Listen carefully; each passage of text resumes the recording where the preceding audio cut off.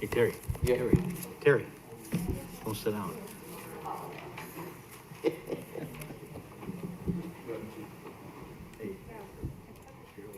Negative.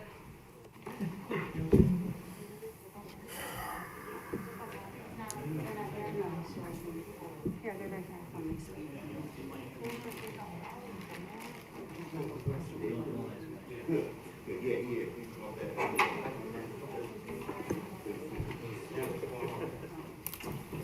Oh. Hey, Hey, yeah, Jim. said the thank you. Start us off. Yeah, said thank you. Thank you.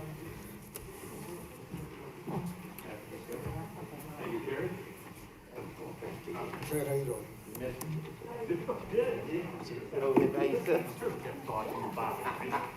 To who? Just to me, When? when Terry wasn't here. I know. Pre-council meeting will come to order. Sorry.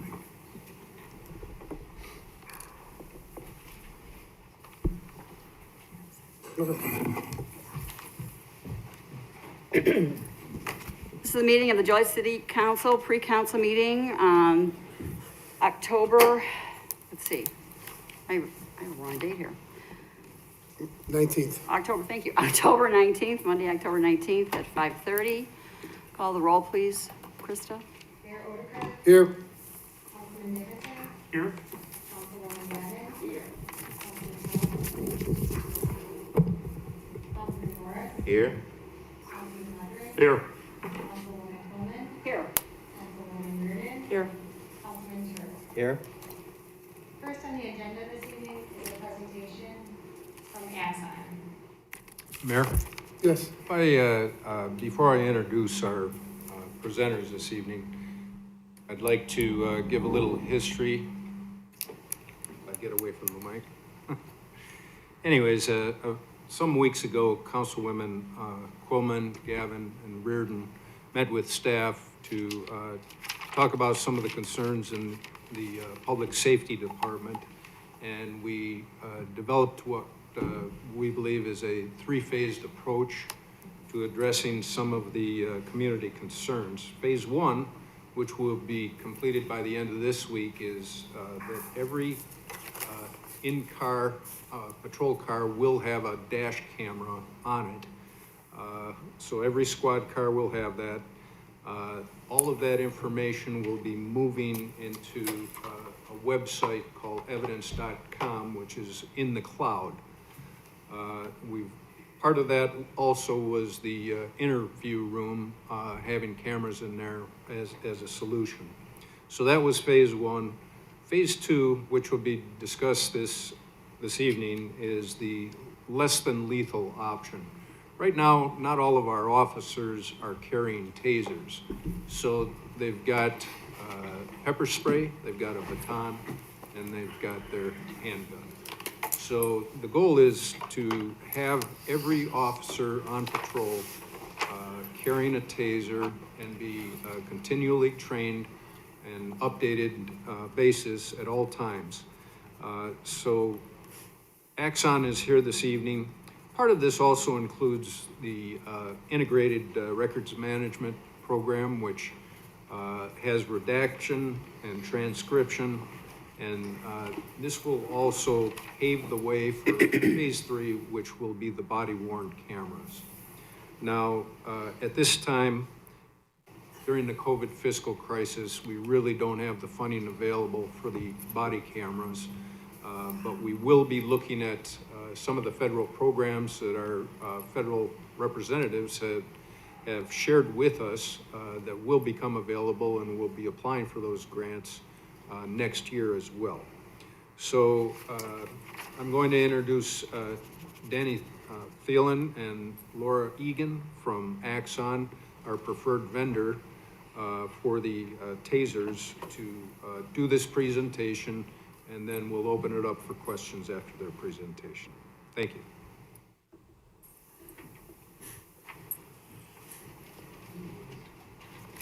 Mayor, just before we start, we've decided that if speaker's going to speak without their mask, that there are wipes there to wipe the microphones off at each time, so to prevent the spread. Okay, of thank you. COVID. Mhm.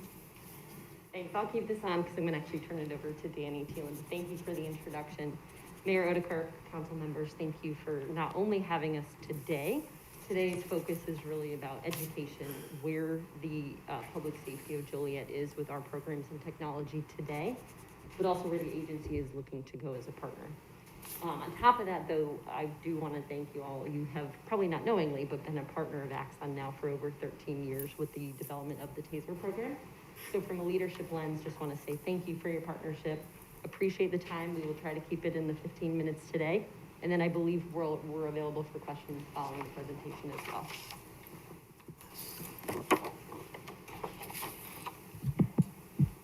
Good evening.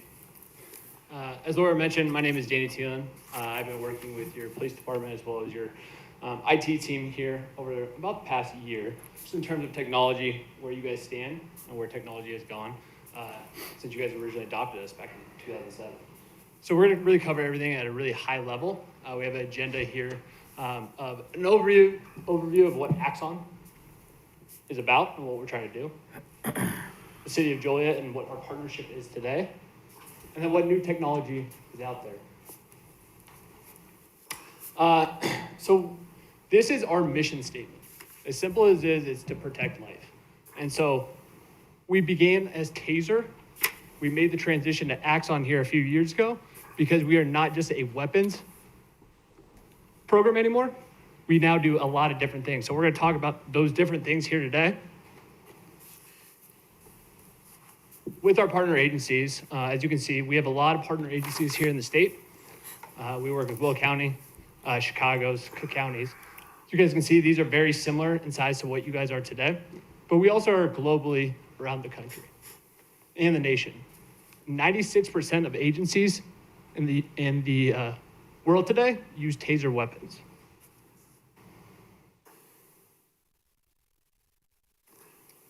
Here's a quick snapshot of what your current digital evidence partnership is.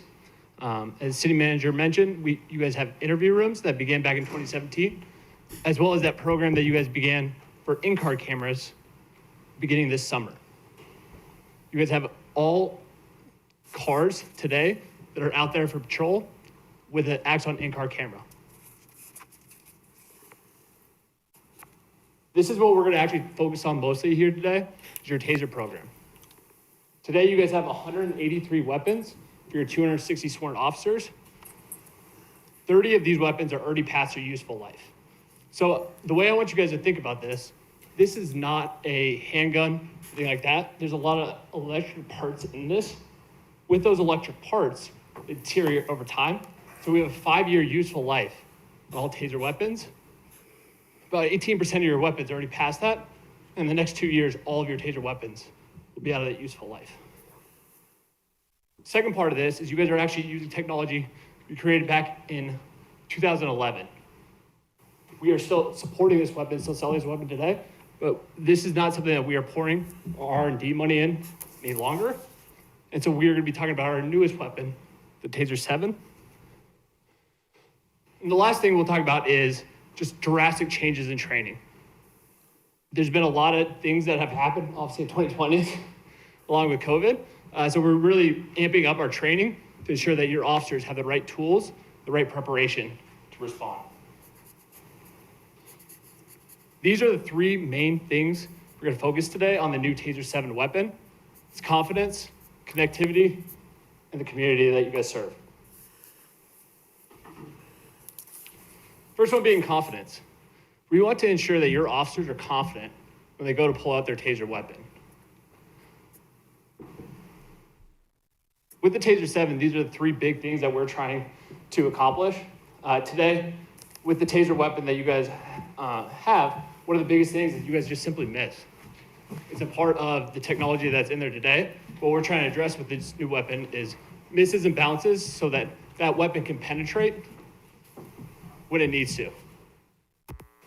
As we know, it started getting cold here in the last couple of weeks. People are starting to wear puffy jackets. With the new technology in the TASER 7, you guys will actually be able to penetrate those puffy jackets to be able to take down that person successfully.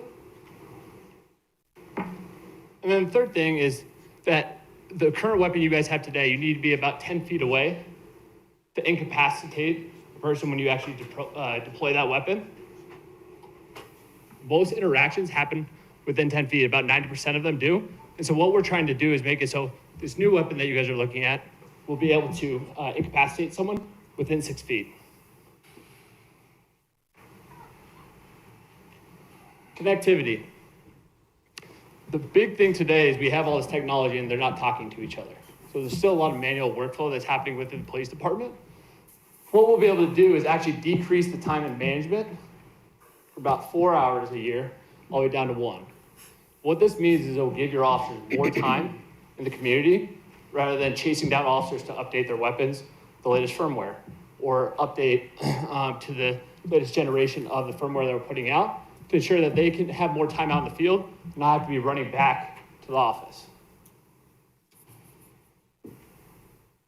And then the biggest pillar that we're going to really talk about today is the community and what we're doing with the training aspect of this.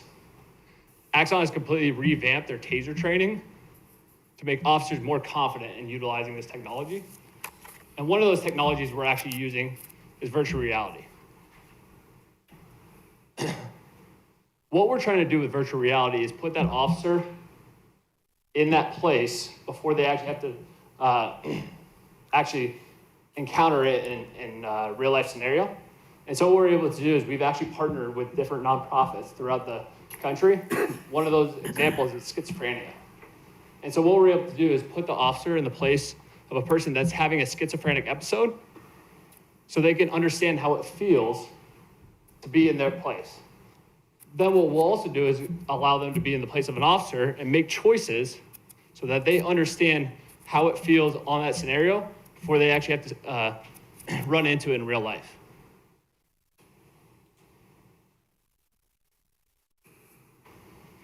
With this point of view, they're going to be able to go through these scenarios along with 8 other different ones, including a person for suicide or even peer intervention, so that your officers can actually feel the way that it feels for your citizens that are having these episodes, so that they can make the right decision when they show up on scene.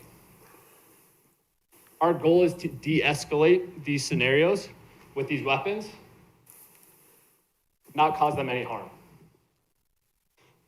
The other thing we're doing is our current training recommendation is to fire 10 cartridges over a 5-year period. These training scenarios are firing at a static target, you fire 2 cartridges and you're certified with Axon.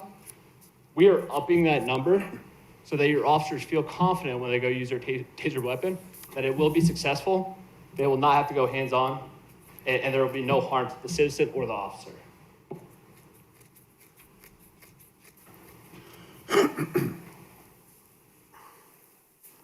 That's really the 30,000-foot look at the TASERs. Is there any questions on the TASERs that we want to get to before we get into the software? Just one question. Sure. On the TASER, the lifespan on the TASER 7 is how long? The lifespan, I'm sorry. Yeah, so the lifespan of our TASER weapons are all 5 years. All 5? Yes, yeah, so the useful life is 5 years from the point of purchase. Thank you. Yeah, I see. Yes. I was in the last meeting. Can you just let everyone know about the fact that all the training cartridges is included in our program and upgrades will be also maintained for us? Absolutely. So the way you guys' TASER program works today is anytime you need to go buy batteries or cartridges, that's a capital purchase that you guys have to make today. We actually created a program today where all that's included. So any training cartridges that you guys utilize, any live cartridges that you guys utilize, they are all included in the program up front. So there's no unexpected costs. And then for the battery, it's actually a rechargeable battery now, so that you guys will never have to come out of pocket for anything there. It's a full all-in program. Thank you. Okay. Perfect. So now we're going to really talk about layering on your guys' in-car camera program today and software that will help ensure you guys get the absolute most out of your programs, as well as enhance down the road when and if you guys do decide to go with the body-worn camera program. This is really creating a better workflow for both the officers, the admin staff, as well as your community. The first tool we're going to talk about is a way to gather information from the community.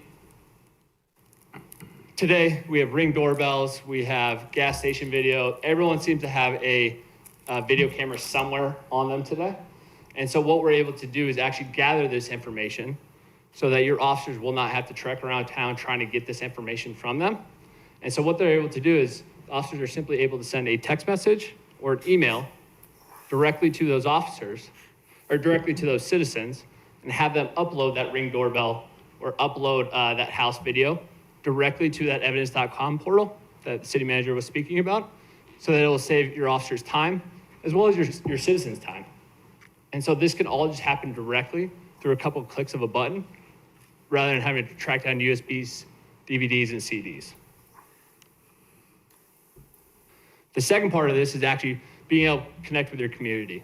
And so what you're able to do is actually put out a portal. Say it's a missing child, say it's a Boston Marathon type situation. You guys can gather information from those that were at the scene, but you don't know who those people are. You guys can open a portal so everyone can send you guys information to help you guys solve cases quickly. The other way you guys can also utilize this is in a positive light. Hey, if you see our officers doing something positive, changing tires, helping that kid learn to ride a bike, all those different scenarios, I have communities utilizing this to have that positive interaction with their community so that we could actually see all the good things our officers are doing today.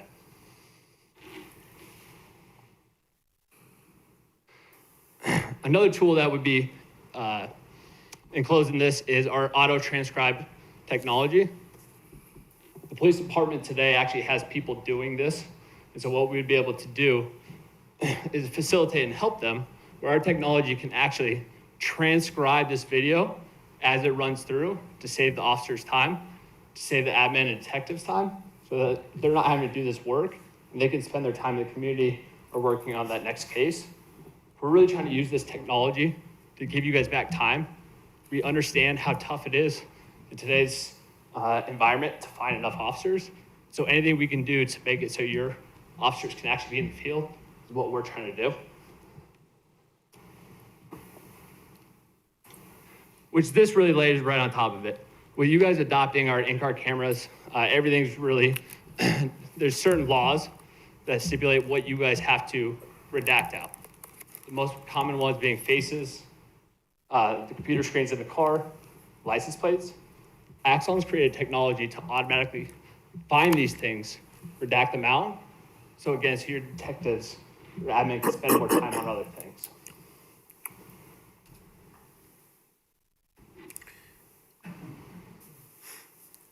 The last couple tools we'll talk about today are ensuring that you guys are adhering to policy as you guys dictate. You guys have a policy that you guys will write. If you guys move to body-worn cameras, you guys have policy today for your in-car cameras. And what we're trying to do is create efficiencies within the system so that we can automatically do randomized reviews for you guys and provide real-time data and metrics for your officers to ensure you guys are adhering to policy, but also to use as kind of early warning systems. The last kind of segment of this is Axon Records, which allows us to really keep digital evidence at the heart of the record. Allows you guys to actually pull in that video that you guys are creating from your in-car cameras, data from your TASER weapons, and kick off any record, which is super important to get through this workflow a lot quicker with a lot less manual process. And with that, we'll open up to questions. Any questions? Question, Mayor? Yes. Yes, on the redaction, we're talking redaction of subsequent copies. The original will always be pristine, right? That is correct. We will always keep the original file intact. And as far as storage of digital items, videos, so forth, that are considered evidence by our police, where would they be stored? In the cloud, on your hardware? Correct. So it's in the cloud. You guys are actually utilizing that technology today, which is evidence.com, and it's all in the cloud. Correct. And then one other question, Jim, do you know, or maybe the deputy chiefs know, don't we use Nixle right now with some type of, is that the program we use for notification from police, or is that just Public Works? I believe we've gone away from it. Okay, all right. because they have mentioned they have something similar, an opportunity to communicate via devices and social media. So if we did this package, Nixles already, we stopped using. Okay, thank you. Thank you, ma'am. Thank you. Okay, thank you. Next on the agenda. So, is wait, presentation- excuse me. Hold on, Krista. So Jim, where do we go from here then?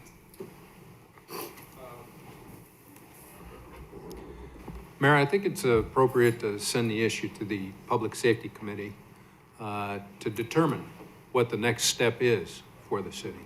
Okay, and Jan, that's where you've been at with this before, correct? Right, and it's already on the agenda for tomorrow's public safety meeting. Okay. Do you need the Exxon officials at the meeting tomorrow? I don't believe so. They're available by phone if there's any other questions from anyone else, but they are willing to stay if we desire, so. Okay. Thank you.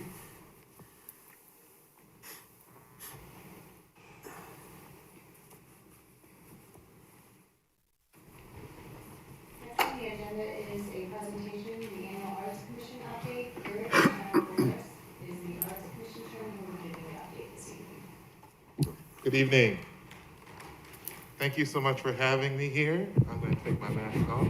Can you actually go one slide back? There's a timeline that we're missing.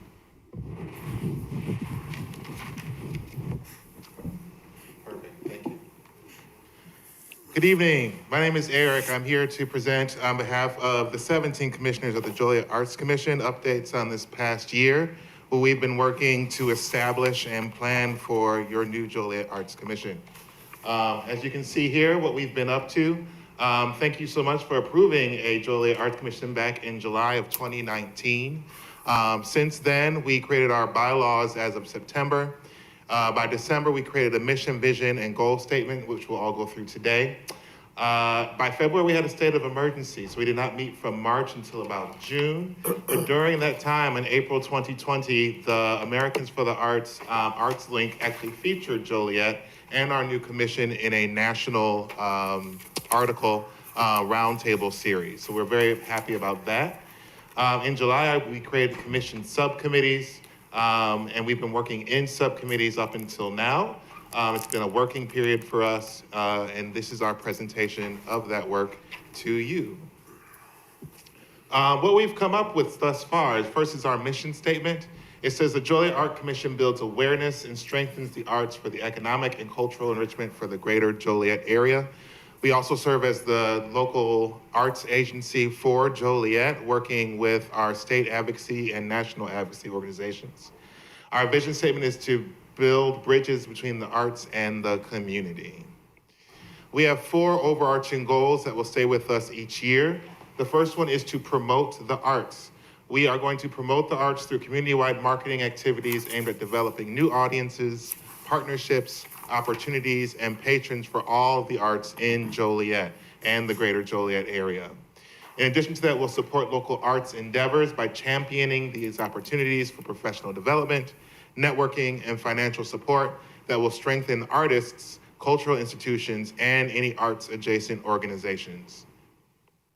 Our third overarching goal is to connect the arts and the community. This goes back to the building bridges. We'll facilitate partnerships, initiatives, and programs that encourage and expand opportunities for public participation in the arts. And then finally is to curate an identity through the arts. We spent the first meeting or two talking about what is a Joliet aesthetic, and we hope to create, develop, and implement projects that enhance our local artistic and cultural aesthetics. Those are our goals. And these are our 17 commissioners that are part of the Arts Commission. I just want to point out that these folks are brilliant and talented, but they are actually there because of the organizations that they represent. This is the first time all of our arts and cultural organizations have been convened into one commission, everything from Bicentennial Park to the Rialto Square Theater, to both of our school districts, to the junior colleges, and local organizations like the National Hookup of Black Women, Generation Dance Company, as well as some at-large positions as well. We have 4 subcommittees that are currently operating. The first one is called the Arts Incubation Committee, sorry for that. And it's our planning committee for this first year of programming that we're going to do through 2021. The second one is our Arts Innovation Committee, which does all of our long-term planning after 2021. Those are still working. We have a couple of their recommendations with you tonight. The other three committees we have are the Funding Committee, which does all of our funding and planning and will be working with grants to apply for grants for the commission. Our Partnerships and Community Engagement Committee works on all of our school, community organization, and business partners. And then finally, we have an Executive Planning Committee that's called the Vision 2020 Committee, probably soon to be renamed the Vision 2021 Committee, which does all of our executive and long-term planning as well. So, what are the goals that we've come up with in this past year? The first one and the most important one that I want to put in front of you is about addressing our existing public art. As you know, we have a number of murals and statues and other public art around the city. So the first thing that we actually need to do is to collect and update the current inventories and resources on this existing public art. Then to develop a plan to address whether we restore, remove, or revitalize that public art. After that, we would identify and plan for future public arts opportunities. I just wanted to make sure to know that is our priority one, because that was the majority of our conversation last summer when we were talking about the creation of the Arts Commission. Next is to work on funding opportunities for the arts throughout the city of Joliet. We met with our interim city manager to go over the grant opportunities that we have in store for us for 2021. And we plan to work with the city's Department of Economic Development to pursue those grant and funding opportunities and any other type of fundraising events. Also in 2021, we've met with the media department here to talk about the website and also posting on social media and creating social media accounts for the Arts Commission. We will work across agencies and organizations as well to maintain and create a community arts calendar. Again, this is possible because we have convened all of the major arts institutions and organizations here in the city, so we can actually have a comprehensive community arts calendar for the city of Joliet that can be posted on the city's website. Another recommendation for this upcoming year is to have a traveling arts gallery program. We will want to work with local businesses and community organizations to create a series of city arts exhibitions and gallery spaces that would travel across the city and get everyone galvanized and excited about art in the city over the course of 2021. We also facilitated a new partnership between local artists in both of our school districts, District 204 and District 86.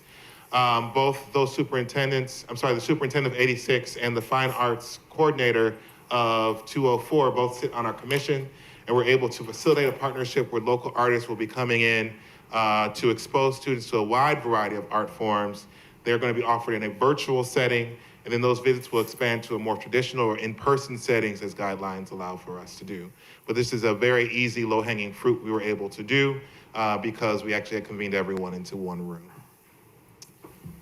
Some of our long-term goals after next year are projects like putting arts in the alleyways here in the downtown area, hosting a citywide arts festival, doing creative placemaking projects around the city, developing some sort of arts commons or arts residential area for artists and creative professionals, creating a Joliet Walk of Fame where we are bringing back alumni and former Joliet residents to come and take part and celebrate the history of our city. We will be in charge of arts data collection as well as arts economic impact studies that would happen here through the city. And then we would also be coordinating visiting artists residencies, and there are even more opportunities for us in the future once our restrictions change around COVID-19. I'd like to leave you with a quote from Edgar Degas. It says, "Art is not what you see, but what you make others see." And my hope is that you can see a vision for the arts here in Joliet through this presentation. And at this point, if you have any questions, I am open to taking them. One comment. Thank you. I know you and your group are putting a lot into this. Thank you. So thank you, Eric. Real quickly, you talked about addressing existing public art. And I do think parts of our city, this is sorely overdue. I know intentions were good at the beginning, but there's areas that really turn into eyesores. So I'm glad your group is going to tackle this. I don't know what the answer is for all the different I guess, exhibits that are throughout our city or the murals or whatever, but it does need to be addressed. So thank you for doing that. Oh, you're welcome. Mayor? Yes, Eric, just as you continue to move forward, and I think you guys, it sounds like you're doing a great job, okay? Thank you. And arts are important. We do have more than one school district here. Clearly, almost more kids go to Plainfield schools than Joliet District 86 in the junior high and grade school. So try to include District 202, Plainfield, which is the west side, as well as, what is Lincoln Way's district number? We have a small smattering of people that go to Lincoln Way West, that live in Joliet, and we have a larger number of people that go to Manuka High School on the southwest side of the city. We have a lot of schools in the city, Eric. And then we have Troy Grade School District. Now, Plainfield's a consolidated district, so both the grade school and the high school fall under 202. I don't have the numbers for Troy, for Manuka, and for their school district, but I'm sure you can look it up. And for Lincoln Way West, we need to include all the students. And I'm sure that's what your intention was. It is, yes. So a little extra information, thanks. Thank you so much. Will do. Well, it is a partnership, so we'll work together. Right. And we can bring all the kids together, Right. across the city. thank you. Awesome. Thank you so much. Next is citizens to be heard on agenda items. Is there anyone that would like to speak on an agenda item this evening?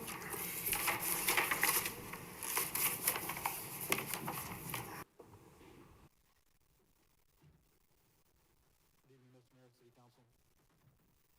Sorry that three of you, for our meeting have to listen to the same speech again, but 6 of them didn't hear it. I'm gonna have to carry over to the, public comment, because it's a little bit of a long speech. History of the alley closure, 1100 block of Core Street and Center Street. Mr. Papich, my neighbor, is the one that started the petition. He told the story at Herald News. Just a plain neighbor that was tired of the thefts from the alley and took action, not politically connected. Basic Civics 101. He took a plain sheet of loose leaf paper, handwritten petition, dated 9/29/2012. He collected signatures and turns the petition into the city. No political connections here, as the mayor repeatedly suggested October 6th council meeting. My garage faces Center Street and my property is in the alley, has a 6-foot wooden fence. This was not done to accommodate me, as the mayor suggests. On October 4th, 2012, the city sent out a survey to the 20 residents on both blocks, and Mr. Ruddy stated in his email to the mayor and others, 16-1, 16 favored, 1 not, and 3 did not respond. The city guidelines that were in place at that time, and still in place today, were followed to the T. Again, no political connections. All utilities have operated just fine with the north end closed. A couple of years ago, ComEd put new poles in, high voltage wire, and never had a problem. Comcast, AT&T provide cable to customers, never a problem. Police answered a call for a suspicious truck parked at the end of the north end of the alley, and not a problem answering that call either. On April 9th, after the mayor questioned the closure, Greg Runny notified the mayor that the alley was properly closed. Yet he told Mr. Ruddy to remove the barricades, disregarding the alley closing followed proper protocol. In a letter dated September 9th, 2020, from Mr. Ulich, he stated he received several complaints from the mayor's office. He stated, upon investigation. I have to ask, just what did he do, or who did he talk to, because it certainly wasn't Mr. Ruddy. He stated the alley is paved and currently is an inconvenience for the residents of the north end of the alley. I asked, just who are they? The garages that face the north end of the alley the houses that are north end of the alley don't have garages facing the alley. That doesn't start till halfway down the south end. So this appears to be another lie. $64,000 question is why the mayor waited 17 months from April 9th, 2019 to act on a closure after Mr. Ruddy sent him the proper information. I guess it was because a sidekick, Marty Shanahan, was removed from city manager's job and nobody do the mayor's dirty work. In addition, why did the alleged complainers wait 7 years, from 12 to 19, to complain? Could it possibly be that is the time frame I was taking the mayor to task over the signing of the ballpark's naming right lease agreement? September 11th, the post gets removed from the alley. City was told, I was told the city supervisor, Mike Bulish, told them to remove it. So why September 11th, 8 years after the alley was closed? Could it be that he was upset with the recent complaint of mine getting settled with the Illinois Attorney General's office in my favor? Just like the naming rights case, the city was instructed to turn over the lease. The city failed to do so. Now the Herald News had to file a lawsuit to get the information. They failed to provide that information to me that I'm entitled to in my recent settlement. September 24th, 2020, email from Mr. Hawk. Is that the 4 minutes? Thank you, yes. Okay, I'll be back. Thank you. Is there anyone else that would like to speak on an agenda item this evening? Next, the interim city manager will discuss tomorrow's items.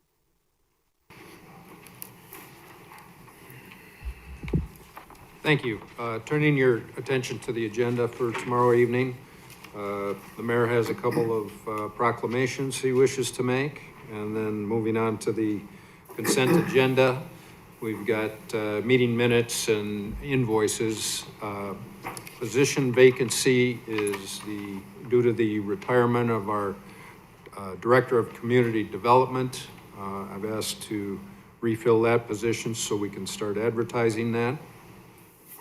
And then we also have item 542, which is the Rebuild Illinois bond funds, where we are eligible for over $9.8 million over the next several years. And so it's a designation of various projects throughout the city, 7 projects ranging in cost from $475,000 up to, I think, $3.3 million. So.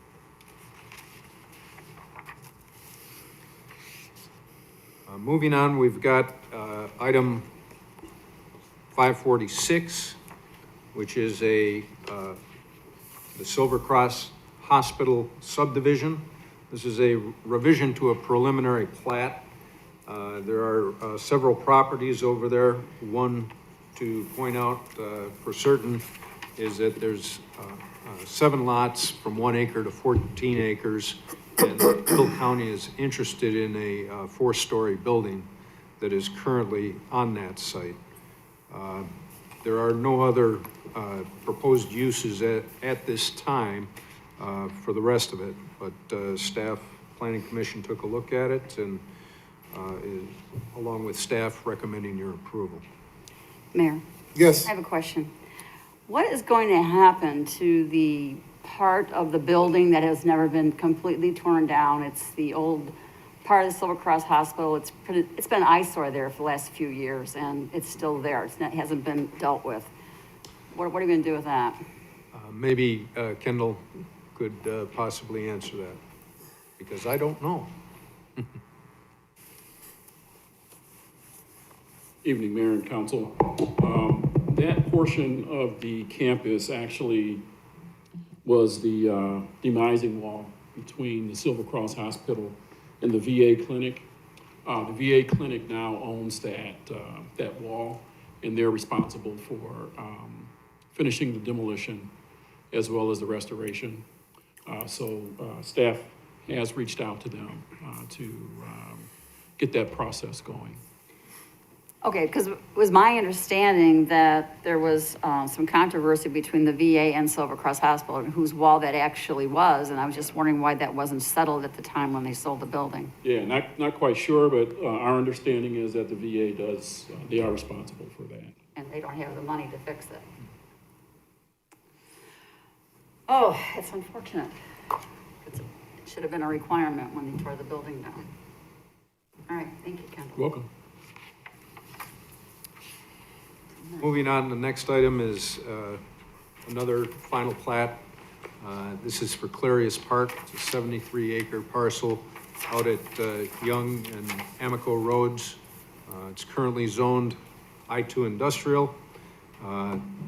Lot 2 is 45.5 acres, where there's a 906,000 square foot warehouse distribution facility proposed, and Lot 3 is 14.5 acres, which is buildable, but there's no plan as of yet. The development plan does include a realignment of Young Road that will provide better access to the distribution center and improve traffic flow in the area.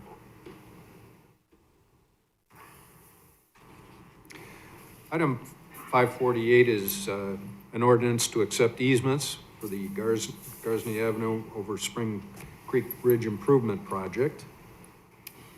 And then the next item, which is to amend an ordinance regarding rental of single-family dwelling units. We're going to ask that issue tomorrow, when you approve the agenda, be removed from the agenda, and then that'll be sent to a committee for further discussion. Item 550 is a designation of 575 East Jackson Street as a local historic landmark. And then we've got 551, which is an ordinance to require all of our a business license for all of our warehouses in the city. The city did a survey of adjacent communities and established a proposed guideline based on square footage of the facilities, and seeing that we require healthcare, retail, hospitality, and entertainment, and almost every other business to obtain a business license before opening. Staff is recommending that requirement also apply to warehousing. Mayor? Yes. Quick question. Jim, jump backwards to 550-20. Yes. Has there been any construction other than the move itself to stabilize this deteriorating building? I know as much as you do. When you look at the pictures, it looks like that there's been some concrete block underneath to act as a foundation. So I'm sure there's a poured foundation and then those cinder blocks to stabilize the building itself. I don't know if anything's been done inside. And who actually owns the building now? The Historical Society does themselves. Okay, thank you.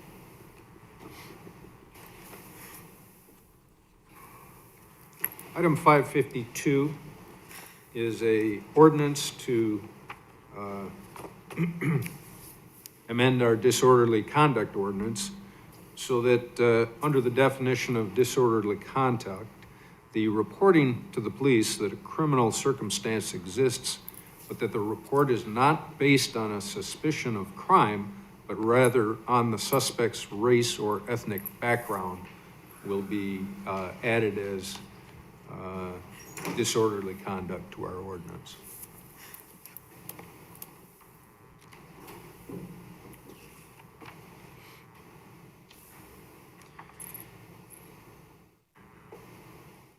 Item 553 is a amendment to our code that basically right now, they're under state law for the Child Passenger Protection Act, making sure that children of certain sizes are in the appropriate child's restraint seat. We're basically amending our ordinance so that it can be enforced under local law as well.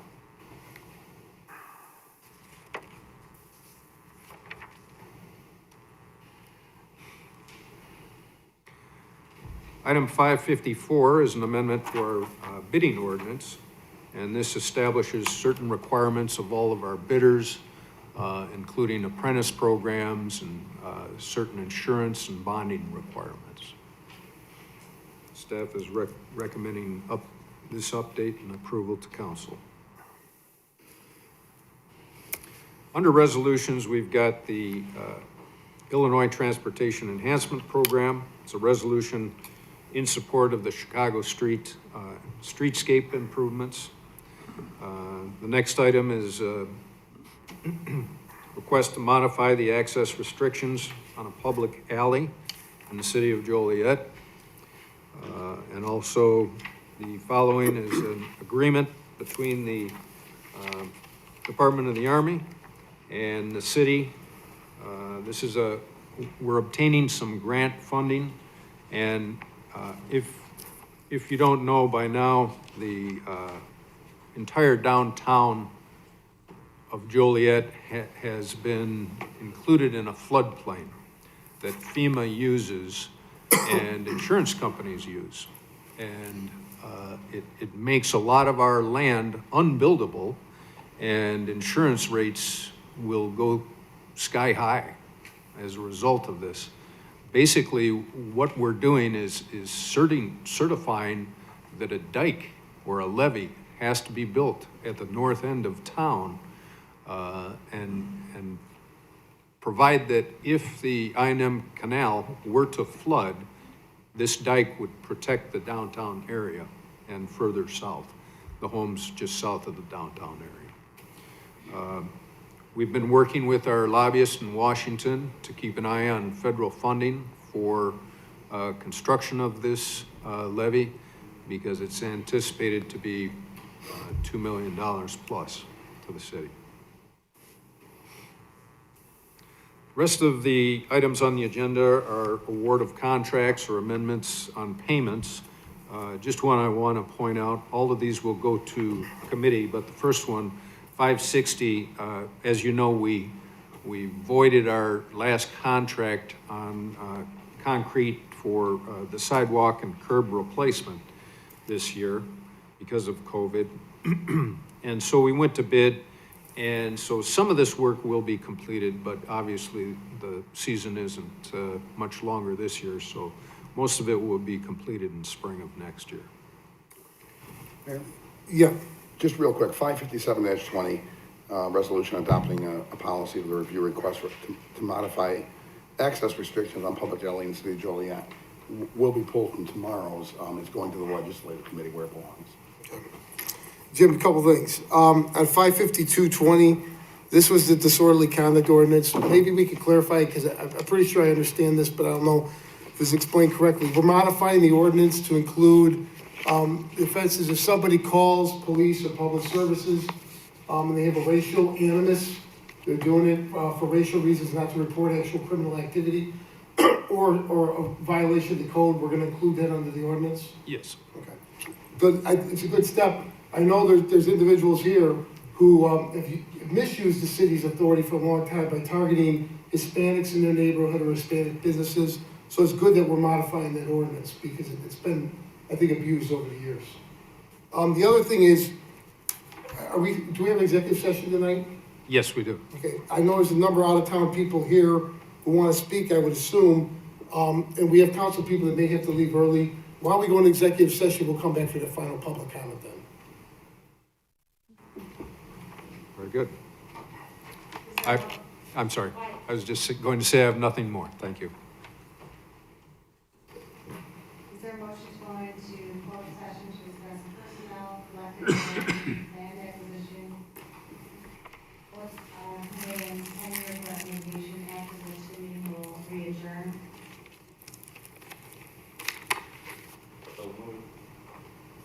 Second. Is there a motion and second to approve? Councilman Dickinson? Aye. Councilwoman Gavin? Aye. Councilman Hug? Aye. Councilman Morris? Aye. Councilman Mudron? Aye. Councilwoman Coleman? Aye. Councilwoman Reardon? Aye. Councilman Turk? Aye.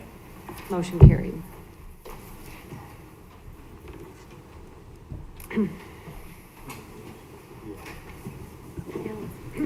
Due to COVID, we have to have our executive session in here.